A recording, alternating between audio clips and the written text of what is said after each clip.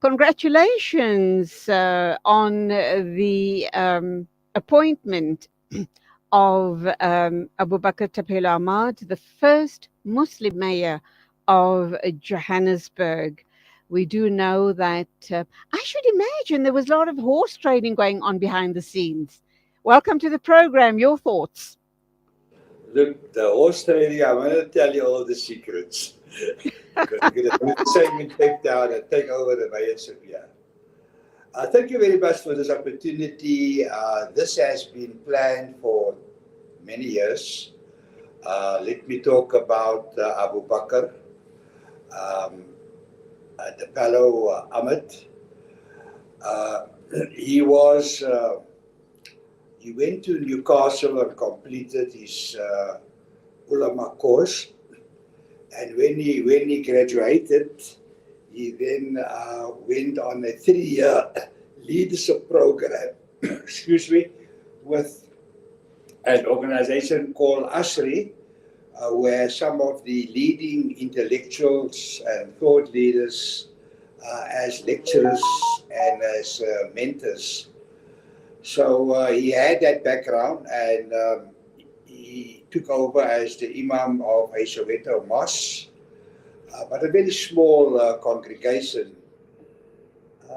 His father trained him well, and I was recruiting in Soweto because I didn't want to be accused of not bringing so-called indigenous African Muslims on board, and we had no one that came forward voluntarily. People normally come forward and join a party. You don't go look for members. After you've advertised and so on, you expect them to come. So I was informed of Imam Thapelo, and to my surprise, he called me the next day, and we met, and he agreed to go on a 9-month mentorship program. And alhamdulillah, after that program, and I personally mentored him, there was a vacancy in the city of Johannesburg, and I appointed him just out of the blue. So there were obviously many other members of the party, and they were very disappointed that they were overlooked. But this was, part of an initiative that we wanted to succeed. And alhamdulillah, today, in the next hour, he's going to be sworn in, and I'm here in Joburg as an executive mayor. And after that, he will be taking my media team, Advocate Amin Masali, Advocate Yusuf Dalvai, and manager of the team, Nisa Sears, to the mayoral parlor. We will be first to occupy the seats in the mayoral parlor, and that is after his swearing in. And we'll be joined by some local ambassadors and some other special guests. Okay, let's come in here. I want to refer to an article that appeared in the Muslim Views on August of 2018. And the headline there, this was filed by Mahmoud Sangley, and it says the Imam with a vision for Black Muslim leaders. He, at that point, obviously, he was inaugurated as councillor of the city of Johannesburg. But since then, lots have changed as far as the Al Jama party is concerned. Initially, Al Jama started out as being a Muslim party, but things have changed along the way. What's the stance of Al Jama as we speak, and what role do you expect him to play as far as pushing the Muslim agenda? Look, he is our provincial chair. He moved up the ranks, and he was very popular among other party members. And yes, we are a Muslim party. We are still a Muslim party. But in terms of the Medina model that the Prophet Muhammad sallallahu alaihi wasallam established, and I always say Medina is the first municipality in the world. We also now a platform for other communities, and they like Islamic values. They like to be associated with Muslims. So 1/3 of our councillors are outside the faith, and many of our members 90% still Muslim members, but we now have many members outside the faith, and we've softened their hearts towards Islam, and they like to be with the party. So Alhamdulillah, we now see that political parties also embrace Al-Jama-ah, and we've been working on building a relationship for 2 years. And then when it came to the last elections, we put up a board in Soweto, positioning the new mayor as the mayor. So when the elections was over, we didn't make it. But then we continued working, and we worked for 6 months with a small party coalition bloc. Al-Jama-ah provided the secretarial services. On the sideline, I engaged other political parties, including the ANC. And then last week at the state memorial service for the first speaker of South Africa, I then approached some of the bigwigs, the ANC leaders, and I told them, what about Joburg? And they looked at me, and later in the day, the Premier came to me and told me, look, we want Al-Jama-ah to lead us and other political parties that I'm going to speak to in city of Johannesburg. Is it okay? Okay, Ganief, let me come in here now. At the opening of the interview, I spoke about horse trading. We do know that coalition parties seem to be the way forward to obviously, to take the ANC on big time. But it seems as if you have got blessings from the ANC regarding this particular appointment. Is the mayor not going to then be at the beck and call of the ANC? Is he just not is it going to be the situation where whatever the ANC says will go because there's been a trade-off here? How is he going to move forward? Is he cut out for all of that? And what about the residents and the other smaller parties? Are they going to be happy moving forward in this direction? Look, obviously there was contestation for the position of mayor in the whole process. The minority bloc put up 3 candidates, and he was one of them. And also the African National Congress, there were people who wanted a position for the ANC. So, so there was no talk of, we'll support you in return for this and in return for that. It was simply an offer by the Premier of Gauteng, Al-Jama-ah, would you like to lead us and the other political parties in the city of Joburg? So that means we have carte blanche to implement our policies. So the position now is that our mayor has been groomed to conduct shura. We've accepted this amanat to lead in the city of Joburg. So that is what is on the table. We have been elected by 138 councillors. They all have made manifesto promises. Our mayor is required to see how he can assist for them to achieve some of the promises they have made. And obviously Al-Jama-ah has also made some promises, and he will obviously also have to implement some of the election manifesto promises that we've made. The ANC we use it as a model.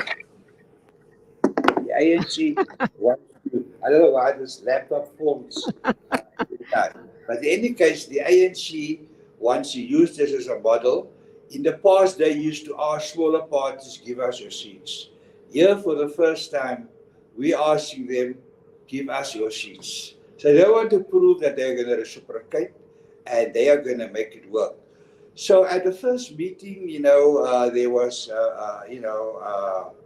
we withdrew from the contest, and then there were 7 more structures that had to, of the ANC, that you had to approve the mayor. And the last one was the NEC and the cabinet. And before we knew it, he was back, now nominated by the ANC, because we nominated Imran Musa from Lenasia when we saw that, there's too much contestation here, and we didn't want to scuttle the talks. So he, as a gentleman, just withdrew and said, look, there are 4 of us. If I leave, then there's just 3. And then the speaker also withdrew her nomination, so there was just 2. But then he put up Imran Musa. But, as things happen, eventually, Allah's will, he emerged as let's call it the favorite. So he has the support of 9 political parties. All right, so Alhamdulillah, we wish him all the very best. We do hope that he lives up to the expectations of, the residents of Gauteng, of Johannesburg. We know that the issue here is that the city is in a mess.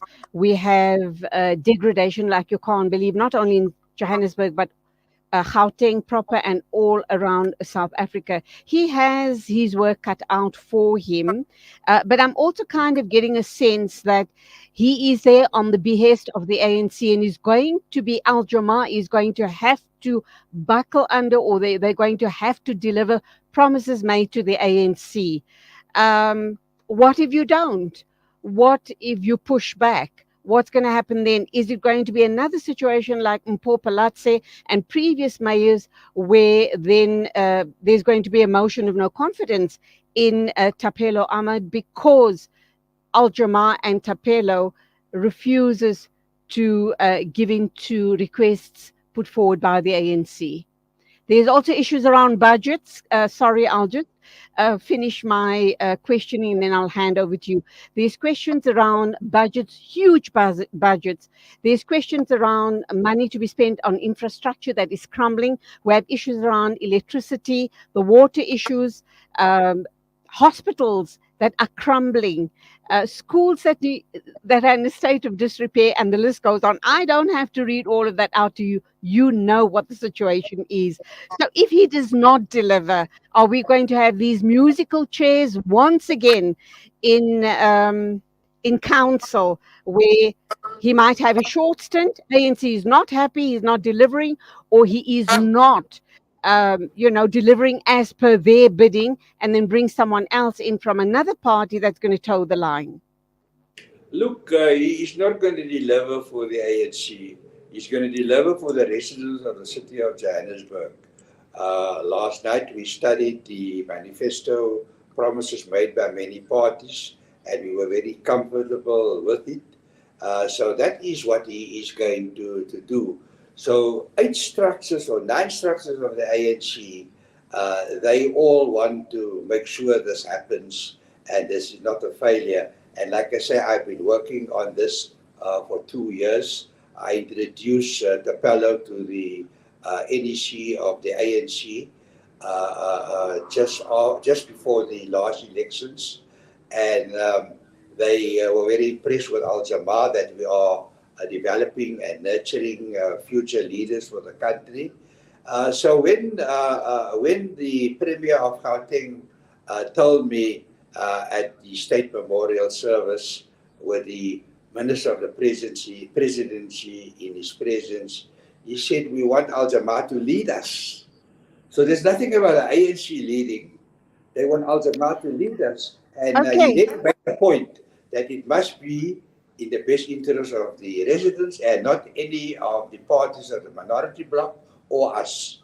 So the proof of the pudding is in the eating. So we're going to wait and see how this plays out. I must also hasten to add that I do admire this young man, and I do wish him lots and lots of success going forward, because he seems and sounds truly clean cut and credible. So we do wish him lots of success. But let's bring in this one issue here. Last week or the week before, Mpopalatse came to the parties, to the different parties, looking for about 2 million rands to pay salaries, I think it was, because there was no money. The question then raised was what's happened to the budget. And I'm wondering if Abubakr is not going to find himself in the same situation because, and I asked the question to one of the smaller parties that were on the show, do the councillors not get the financials? Do you not know the state of the financial situation of Johannesburg? And based on that, if that is in fact the case, why is Mpho Palate asking for this money? And confidence was lost in her, and the result is now that she's no longer the mayor, and we've now got Abubakr. Where's Abubakr going to get that money? Because if Look, he's going to find himself in the same situation, is he not? Are we going to then lose confidence in him and Al Jama because he's unable to deliver? look, the issue there was that she was telling the resident of Joburg that the city of Johannesburg is in a sound financial state. And after saying that, they went for a 2 billion rand loan, maybe to pay 2 the salary. billion, not million. Oh, 2 excuse me. billion rand, Thanks for the correction. 2 billion rand loan, and maybe some of that money was going to pay for the salaries. So the minority bloc, together with the EFF and ANC. Okay, let me ask you to hold that thought if you don't mind. We've got the young man in question standing by to talk with us. Salam, and of course you as the leader as well. I've got you both here. Salam alaikum to you, Abubakr Thapelo Ahmad. Many congratulations on your situation being the chosen and voted in as the new mayor of Johannesburg. So very proud of you. Welcome. Oh, can't hear you, Abubakr. Okay. I can't hear you on my side at all. Are you there? Yeah, I'm here. Can you hear me? Oh, perfect, perfect. I can. Did you hear my opening statements? Correct, yes. Okay, many congratulations. Your leader's on the line as well. But what do you have to say? How are you feeling? Have you come down from the high? Have you got all of that energy ready, willing, and raring to go and start tackling all of our problems here in Gauteng? Yeah, thank you so much. Let me first greet the party leader, Mr. Hendricks, and let me greet the residents. So, to give clarity and context on your concern, the previous government or the previous mayor, am I audible? Yes, you are. Yeah. So they took a firm position that the city is in a stable finances. There isn't a crisis in the city. So we then, because we knew that we are on the brink of collapse, we do not have finances in the city. They wanted to request for 2 billion. So the question was, first, they didn't consult with us. And then secondly, they went to the public and said, no, the city doesn't have a crisis. So we then took a position as an opposition bloc to say, let us wait and see. Let them bring the report. Let us vote against the report because we had numbers and they were governing in the minority on the basis that the court had given them an opportunity to govern. They've created a coup d'etat through the processes of court. So when the item came into into council, we then didn't vote for that item because the former executive mayor said, no, the city doesn't have a financial crisis. And while we knew as councillors, remember, we are stakeholders on the day-to-day activities of the municipality, what's happening, the financial stability. So this is where we didn't vote. However, we are going to convene a special council as this government to bring that item and vote the item so that we can get the 2 billion. And we also urge the residents. Where are you going to get it from, Abubakr? Where are you going to get the 2 billion rand from to get the city back onto its feet? There was an application from the DBSA. It's the Development Bank of South Africa. And how's it going to be repaid? Through taxes? It's going to be repaid through taxes. It's going to be repaid through revenue generation of the city. Okay, another question then. Initially, Mpopalatse had indicated that there were reserves. There was money in the coffers to fix Johannesburg, right? And then a few days later comes back to say that there is no money. Why did you make that initial statement? I don't expect you to have the answers, obviously, but one wonders why initially it was said that the money is available, and then a comeback suggesting that there's no money. So if the money was available initially, what's happened to it? Where and how did it disappear? Remember, the priorities of governing are different. And if you look into the demographics of where the DA is leading, you look at Cape Town, and you have a contrast between Cape Town and the city of Johannesburg. Or Cape Town is the city, and you look at areas such as Ilanga, Ikukuletu, Ikayalisha. Yeah. You'd understand how they govern, and you'd understand their priorities, because they want to perpetuate a narrative that they are a clean and anti-corrupt government, whereas they are not clean and they are not even capable to lead, particularly where the demographics are the vast majority of indigenous communities. Okay, Abubakr, so moving forward now, you're going to get this loan and you're going to start fixing the city because it's in a sad state of affairs. You will agree with me as well. It used to be called the City of Gold. No longer. It's more the City of Grime. What's going to be your first three major priorities as far as the city is concerned? The first one, to be quite honest, is to capacitate the administrative wing and professionalize it.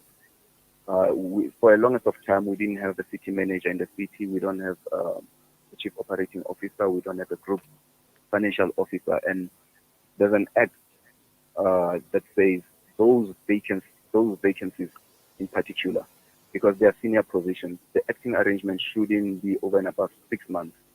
So we couldn't even get the grant from National Treasury because it was an indication that the city wasn't stable. It's a sign of the instability of the city. So if we close that gap from the administrative wing, we make sure that we stabilize that wing of the city because we need the CEO nonetheless, so that we can run the deliverables and ensure that services are rendered on the ground. Okay, we also have two other issues that we need to be addressing rather urgently. We've got the issue around Eskom and rolling blackouts. We've got issues around the water, the interrupted water supply, and the buildup of unimaginable dirt, rubbish, and grime all around the city. How's that? You're going to give priority to those issues as well. And I'm kind of wondering, we're hearing a lot about corruption. We've heard about, we know there's mass scale corruption from the top right down to the bottom. Are you, as the city mayor, able to try and plug those holes? And then finally, the issue around, I think the entire Muslim community, not only in Johannesburg, but the whole of South Africa, are absolutely jumping for joy because we have a Muslim representative in such high office, and we're all making lots and lots and lots of dua for your ongoing success. We do know that you're not going to bring the Islamic narrative in, so to speak. It's not going to be mass scale people reverting to Islam. That would be brilliant, alhamdulillah. But we do know as a Muslim, you are able to then, by action, show what Islam is all about. What are the plans there? So I've thrown a whole host of questions at you, Abubakr. Shukran. The question was very lengthy, but I'll try to summarize in answering. First, as a Muslim, I need to instill confidence and display the ethos of Islam and make sure that I do not compromise my religious background. That's one. one, and people, I should feel confidence in people. And then secondly, the issue of ESCOM in particular, or load shedding. Remember, I was a member of mayoral committee. I Mm. had a dedicated authority of the mayor. So it means that I was shadowing mayor, right? So the late mayor Mpomo Arani had already engaged the intergovernmental relations, which is the IGR, in terms of us how to deploy the mixed energy. So it was already in a pilot process. That is how we are going to curb the issue of energy generation. And secondary to that, we as the city power, or we as the city through the city power, we had an intention to buy the grid from ESCOM so that we can internalize it within the city and run the operation from the city power so that we can have full control in terms of load shedding in the city of Johannesburg.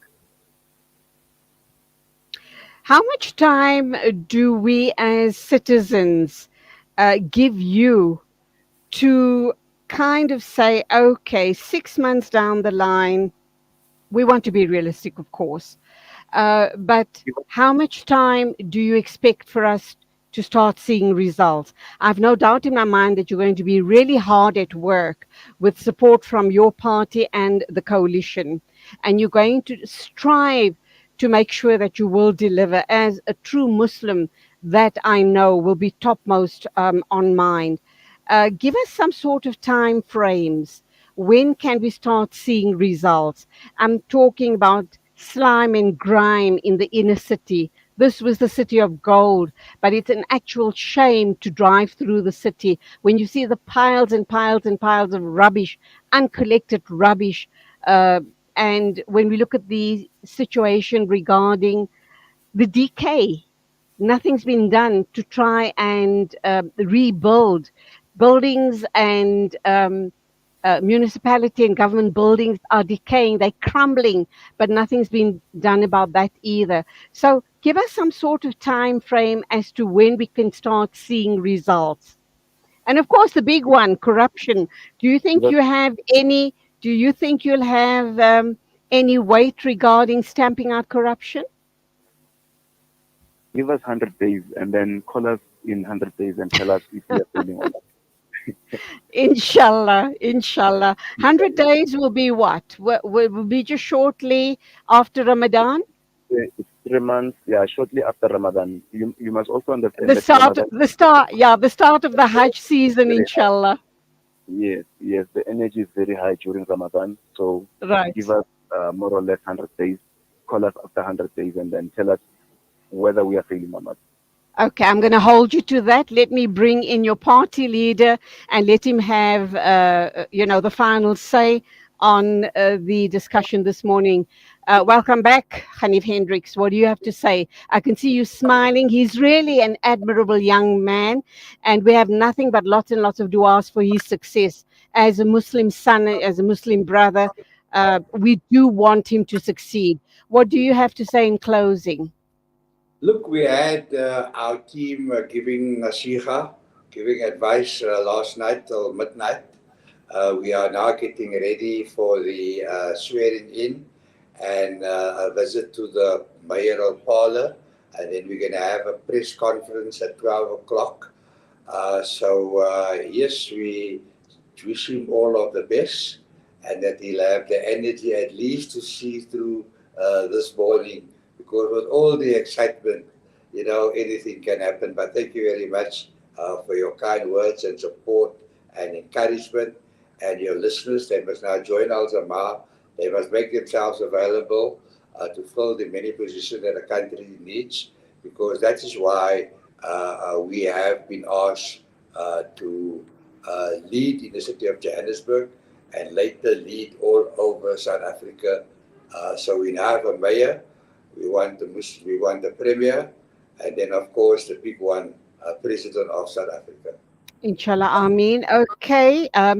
We have kind of been very congratulatory this morning, but Abu Bakr has said to give you guys 100 days, and we're going to hold you guys accountable, inshallah, in 3 months' time. We're going to have you both back on air, and we're going to ask you to account to us.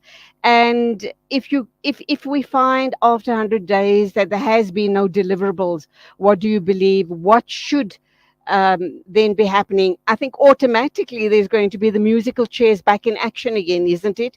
Because then there's going to be a situation of there's going to be no vote of confidence. But I'm not going to end on a note of negativity. I'm going to end on a note of lots and lots of well wishes, duas, that in 100 days' time, Abu Bakr comes back to us here at Salam Media and gives us all of the success stories that you guys have been able to implement in the City of Gold. Shukran very much for your time. Assalamu alaikum to you both. Alaikum salam. You can look forward to 7 years of prosperity in the city of Ameen. Ameen, Ameen, Thumma Ameen. The time is exactly 8:42 a.m. News and views right here on Salam Media. And I like all of that confidence being displayed by Ganief Hendricks and the new mayor of the city of Johannesburg, Abubakr Thapelo Ahmad, talking about 100 days is the time, the testing time period that they are giving us, and for them to prove that they are the right people to lead here in the City of Gold. News and views on Salam Media. It is exactly 8:43. Inshallah, standing by. We're going to be crossing over to Palestine. I think we're going to be in Jenin. So please do stay with us. We're going to be looking at what exactly is happening in Jenin by the Zionist occupiers in that part of the world.